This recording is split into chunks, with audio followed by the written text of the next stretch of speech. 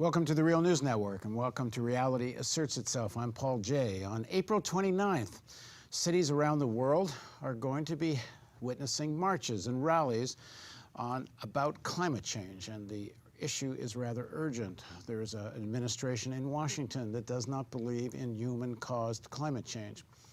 According to a Yale survey, while over 70% of Americans believe in global warming, only 53% of those Americans actually think it's human-caused. When you talk to people who don't think it's human-caused and why they think climate deniers are legitimate, you often hear, well, it's just big government, they just want to tax us, which is clearly messaging coming directly from the Koch brothers machine. Only 16% of people in the Yale survey thought that climate change would directly affect them or their families. So you have an enormous gap between scientific knowledge, scientific consensus, and public opinion, or a great deal of American public opinion, at least. So what comes next? Well, one, there is a battle over public opinion, but part of that battle over public opinion is many people suggest that dealing with climate change is just overwhelming. I can't tell you how many people who do believe in human-caused climate change tell me, I just can't think about it, because there's nothing we can do about it. There's no vision of what a solution really actually looks like. Well, that's what the interview today is about. What might a green, sustainable economy look like? What are some measures that could be taken in an urgent and rather quick way if, in fact, you had people in political office with real political power and who actually were willing to deal with the crisis? So now, joining us in the studio once again is Gar Alperovitz. Thanks very much for joining us. Thanks for having me. Gar Alperovitz is the co-founder of the Democracy Collaborative and founder and co-chair of the Next Systems Project. Previously, he was a top political economy, University of Maryland. He's the author of many books, including the forthcoming Principles of a Pluralist Commonwealth. Thanks for joining us. Good to be here. So, millions of people perhaps might demonstrate on the 29th, but honestly, it's actually a small fraction of the public that sees this as an urgent issue. It was barely mentioned in the last presidential election. Bernie Sanders certainly raised it several times, and when asked once, what's the most urgent national security problem, he said climate change. When it came to Hillary Clinton versus Donald Trump, of course, Trump is a denier and Hillary barely raised it. But even President Obama, during most of his years in office, barely mentioned this. And so it's very low on the political agenda. And I think one of the reasons for this, as I just mentioned, is that people don't see what you could do about it anyway. So, better put it out of your mind. So, first of all, talk a bit about the political crisis right now in the United States and the fact, how do you get climate deniers elected? And then we'll talk a little bit about what a vision for a solution might look like. Well, it's pretty easy to understand how you get climate deniers elected. There's a lot of money from the oil companies and the Koch brothers and the coal companies really want to keep these people in office and keep their hands off of the pollution that climate change is involved with. So we can see where the money's coming from, we can see where the public interest is, and we can see where the special interest is. Lots of reasons why Trump got elected, but one of them, there was a lot of money from those interests who knew that he was on their side, and he's appointed people to the environmental protection agencies in the hands of people who want to rip it apart. The interior departments in the hands of the governor of Texas, who is an oil baron governor. The power structure currently is denying all of this. The Secretary of State was an Exxon president. The whole structure is the oil companies and the people who sponsored them. That doesn't mean that lasts forever. I mean, I'm involved in politics. I'm involved in political economy. I'm a historian of this. Things have a way of changing when people begin to get angry. And the Bernie movement showed that there's something else out there that can be mobilized and needs to be mobilized in a much more powerful way, building on what's already been done. So if you were advising a Bernie or a Bernie-type candidate in 2020, if such a candidate actually was elected president, and probably in an environment where if there was such a breakthrough, and you can't rule it out, but likely dealing with a Congress that is probably not going to be all that collaborative, and a media that will probably be very antagonistic, and certainly a financial world that will be trying to crash down your house. At the same time, given all of that, facing such an existential threat of climate change, what would you recommend? What is a kind of vision for what that policy looks like? Well, I'm a longtime optimist, but I've also been involved in activist politics. And, the opposition, for instance, to the Vietnam War didn't exist. And 3 years later, it was ready to elect presidents. The same kind of opposition built up. You could easily have elected Bernie this time. I think that was well within the possibility. People underestimate the possibilities of politics because we haven't seen it done. And I think we're in a changing mood about that. And particularly if the Trump administration continues to flounder and the pain levels of ordinary families go up, we're going to see a different kind of politics, possibly. So I don't rule out major political shifts again, a big change. But beyond that, there's obviously people know a lot about what ought to be done on the ground. There's a lot, just insulating houses is a #1 thing, moving to wind power and moving to solar power. There's a huge range of things that can be done right now and are being done. But the big problem is political. It's getting the oil companies and what's left of the coal companies out of the way so you can actually mobilize to do the things that need to be done. And that's where the problem is politically, that they put a lot of money into stopping even minor kind of regulatory processes that were proposed by the Obama administration. They stopped them. There's barely more than a handful of people in Congress that don't get Koch money and Koch brothers money one way or the other. Yeah, in both parties. In both parties, a lot of pressure and a lot of money could go into the opposition. So even if you don't get money, you got to cool it. We really do need to cool it in a different sense of the word. So they are the ones that have been stopping any serious kind of activity to deal with climate change.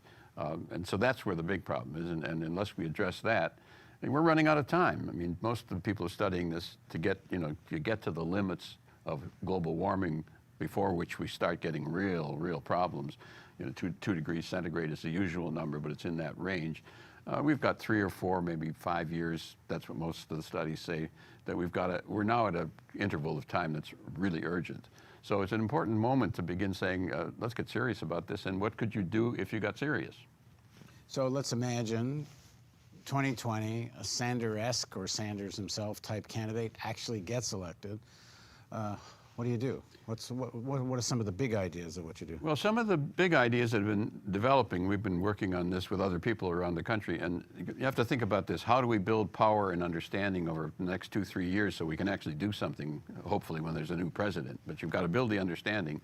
And one of them is called the quantitative easing for climate change. Now, what in the world does that mean? What it means is that's a term that bankers use. It's a term the Federal Reserve Board uses all the time, and they've done $2 trillion of making new money available for the banks when they needed it. People don't really understand that the Federal Reserve Board creates money. That's what it does. Otherwise, we'd have an economy that could never get bigger than what it is. There's got to be an expanding source of money so the economy can grow. They did it to bail out the banks, and very large amounts of money were created, $2 to $3 trillion. Because the assets were considered so toxic, a bunch of subprime mortgage properties and mortgages that were worthless, they had to make the bank's books like they were still solvent. Yes, and they also wanted to finance a development process so that so the economy could grow. There was a lot of, but the techniques are common sense. All bankers know it. The European bankers have been doing it for years. They're still doing it now. The Japanese bankers are doing it. The Federal Reserve Board has to create money literally out of nothing, or the economy would never be able to grow. So that's well understood by financial experts. Most citizens, it seems like magic, but indeed that's the way banks work. Well, we'll get into that a little bit more in a second, but then what are you going to do with the money? Well, that's what's interesting, because if you use the common techniques, they call it quantitative easing, if you use those techniques, you could create sufficient funds essentially to buy out the oil companies, to nationalize them, and to create that kind of a fund and get them out of the way politically for doing what has to be done on climate change urgently.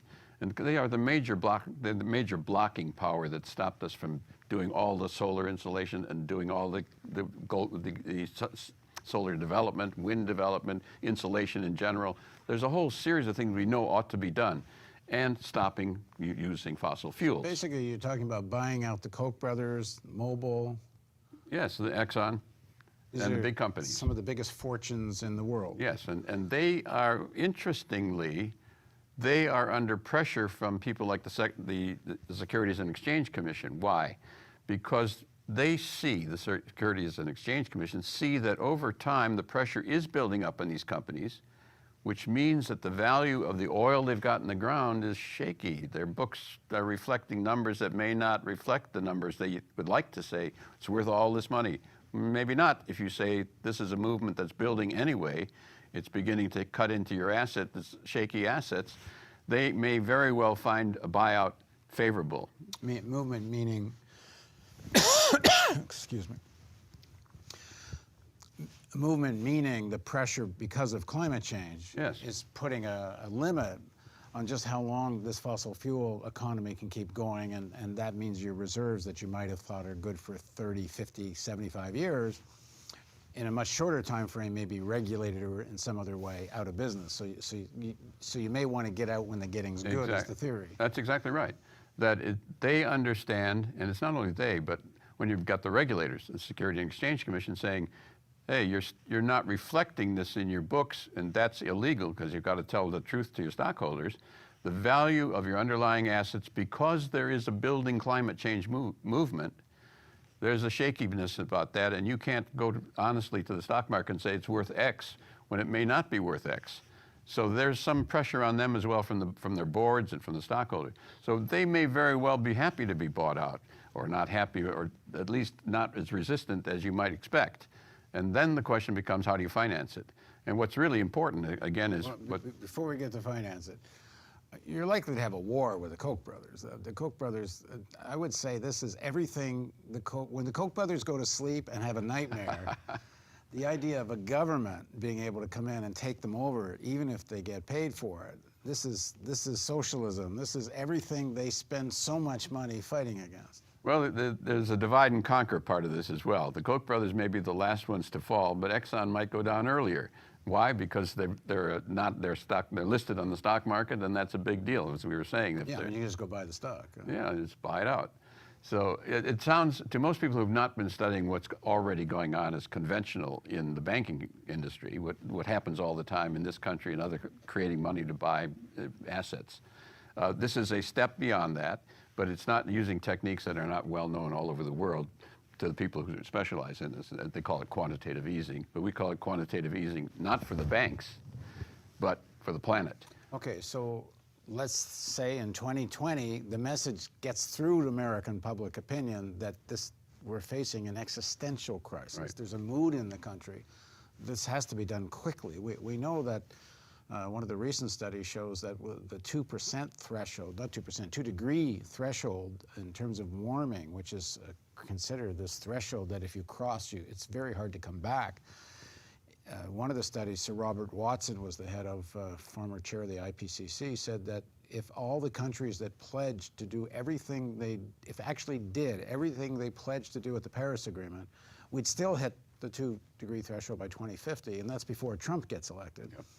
So let's say the mood in the country gets the existential threat. You actually have this kind of progressive elected.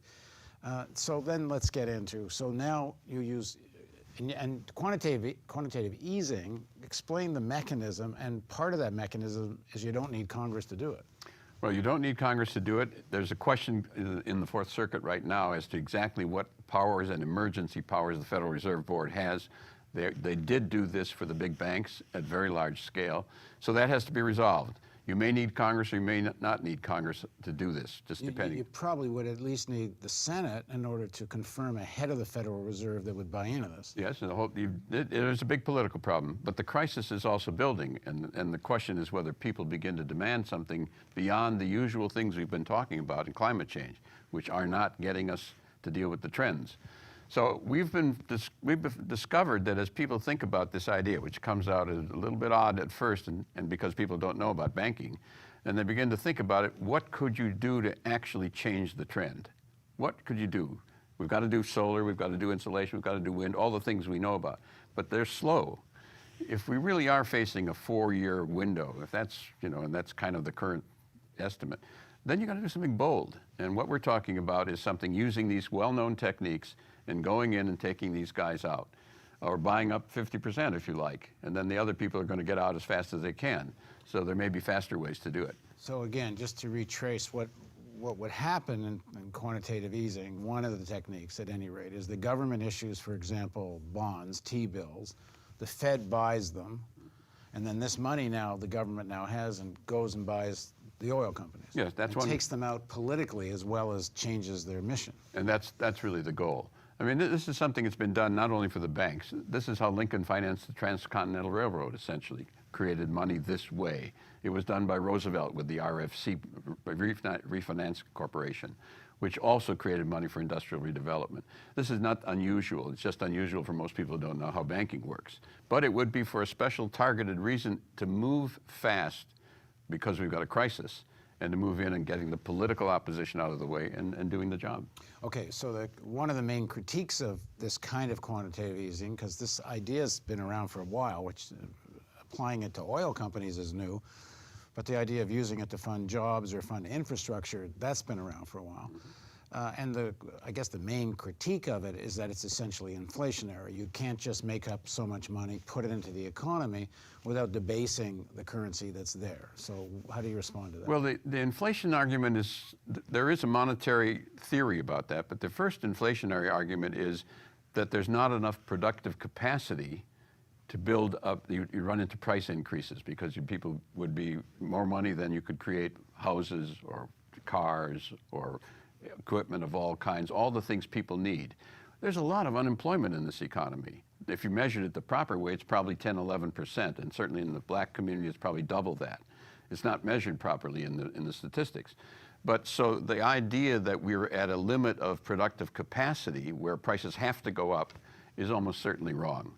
Now, the oil companies might very well say, well, we'll sell out to you, but here's the price of the stock, and try to boost the stock. One way around that probably is to say, well, we're going to buy only 51%. Do you want to be bought out now or later? There'd probably be a rush to the exits if you did that. So there are techniques that, basically are Back up one step with this issue of is it inflationary or not? What I've heard of the theory previously is that the sort of mitigation of the amount you can quantitatively ease, the amount of money you can just create and put into infrastructure, put into buying out oil companies. The measure of that is unemployment. You can keep doing it until unemployment reaches full employment. Of course, there's a big debate what full employment is. But if you get down to 1 or 2% real unemployment, I suppose that's gauging on full, then at that point you stop doing it. And as long as you keep that balance, it's not inflationary. Exactly. Now, the counter argument to that is you can't control it so easily. This isn't a tap you can just turn on and off. That once you start a process like that, and I believe that's what people that own bonds and owned assets and are afraid of inflation so much because it's going to decrease the value of their assets. They think you let the genie out of the bottle, you can't put it back in again. Well, I think that we're at a place where the unemployment rate, if you measured it properly, is much higher than most people think. We're not near full capacity. Now, there is an argument, the bankers will make the arguments the kind you're talking about, but I think it's way, way overblown. The other piece is, what you're likely to see is this is going to, quote, rich people. They would be bought out.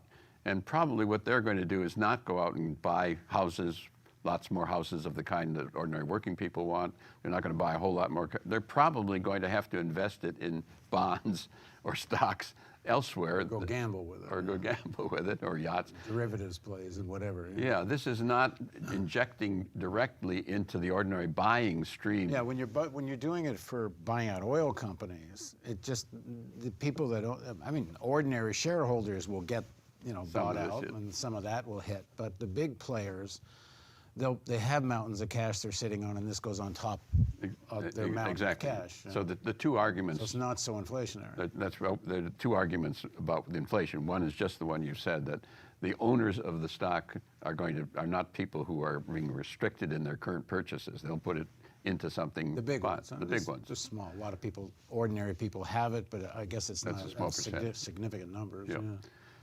Yeah. So that's not likely to be inflationary. And given the underutilization of capacity, both of working people, lots of unemployment, factories that are not at full capacity, we're not likely to see the kind of inflation that you would expect if you put it in the hands of people buying things every day. And I guess we've just seen this. Trillions of dollars was already involved in the Fed giving money to the banks. So we've seen this quantitative easement happen, and it wasn't inflationary. Exactly. Because it went to big players who don't go out and buy lots of stuff. Exactly. That's just what happened with the big banks. And of the same orders of magnitude, trillions of dollars went into quantitative easing for the banks. This is quantitative easing for the climate. But it goes back into the banks and sits there unless there's good investment opportunities. Okay, so let's say this works. So now you've taken the majority of the fossil fuel companies out. Probably the Koch brothers are still there trying to shoot you, and you know, find new ways to fight this. But at any rate, you've eliminated a lot of the political opposition. You're able to actually change the mission of some of the big oil companies and convert them either into green, sustainable economy type things. But that is the next step. Right. There needs to be a vision for how you actually get to a green, sustainable economy. And part of that is that market forces alone aren't going to do it. Market forces alone are doing what they're doing. They don't want to go away from a fossil fuel economy.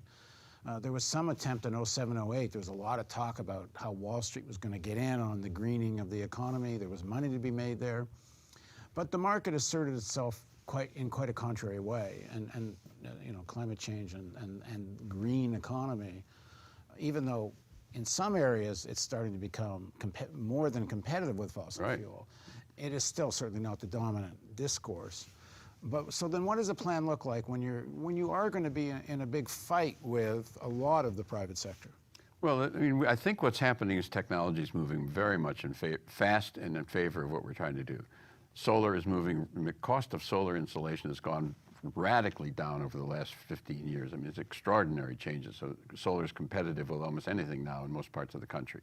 And in some parts of the country, really more than competitive where there's big solar arrays. Wind is developed in the same way. That's a second area. And insulation of housing is all these things are developing very quickly. And they pay off. I mean, there's a payoff if you can insulate your house and save on the oil, on the bills of heating the house, et cetera. Automobiles are moving in the same way, electric cars, and again, charging them with different ways of getting solar energy into the charging systems. This is moving, the technology is moving very fast, and investments in it are the other part of this. Part of the money could be put into a bank to invest in this sort of thing, that we could have a reinvestment. We know a lot about that side of the equation. The part we haven't been able to get a hold of is how to stop the people who are blocking current production of CO2 and throwing it into the atmosphere. In the next segment of our interview, we'll talk about the other sector of the political economy that you will be fighting to the death, and that's Wall Street, finance, because it's not just fossil fuel that isn't going to like this. Finance ain't going to be very happy either. So please join us for part 2 of my interview with Gar Alperovitz.